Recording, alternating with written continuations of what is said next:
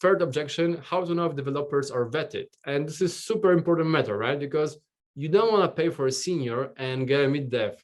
And actually it's so far away that you don't really have, attachment to it, and you don't actually can put fingers on it and check yourself.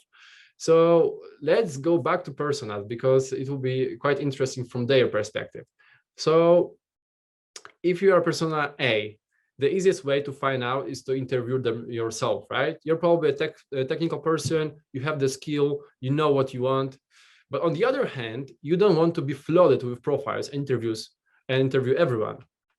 So what can you do? Well, first of all, be specific, like determine not only technical must-haves, but also nice to haves and soft skills required for the project. The more you give the more insights you give to the given agency, the best profiles you should get in return. Well, explain what that senior means to you. And this is something I cannot stress enough. I mean, there is no definition of senior, right? If you say, I need senior React developer, what does it mean? How many years of experience? In what field? Is it more e-commerce? Is it more like just pages?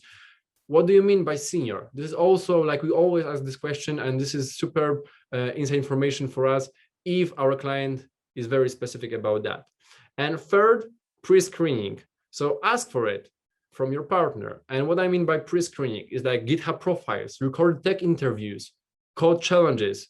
And record tech interviews actually is a very particular one, because like you can ask, okay, your agency, but I just want to check, their language skills and like tech, but without an interview. What can you do for us? And sometimes it's a good option to ask for like a recording of tech interview, and then agencies should internally interview their developers and send you a recording. And actually this works really fine. And we see a good feedback from our customers, because you can just, watch a couple of minutes, see their English skills, communication skills, technical skills, and assess them for yourself without having, booking calls and stuff like that.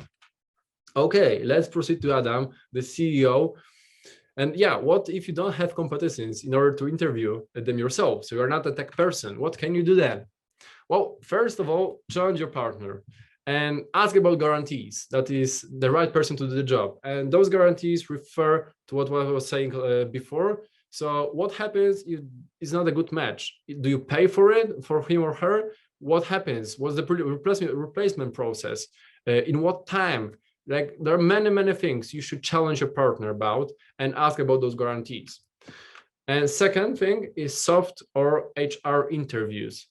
And you should do them anyways and check their cultural fit. So this is something also referring to the previous objection. The cultural fit is very important. And by just going, with soft HR interviews, you can, see whether it's a flow, whether the communication skills okay, whether they, share the same values, the same perspectives, or maybe you want different perspectives and different values. It's up to you, but let's go for it. You don't have to be the technical person to invite a developer to an interview. Okay, but the good or bad news here is that this is quite a common challenge, and it is present irrespectively from where you are getting your devs. So again, like only code will tell, as mentioned in this slide. Go there and try, and this is really the best solution as far as I can see, because you just can hire a developer for 2 or 3 weeks and see for yourself.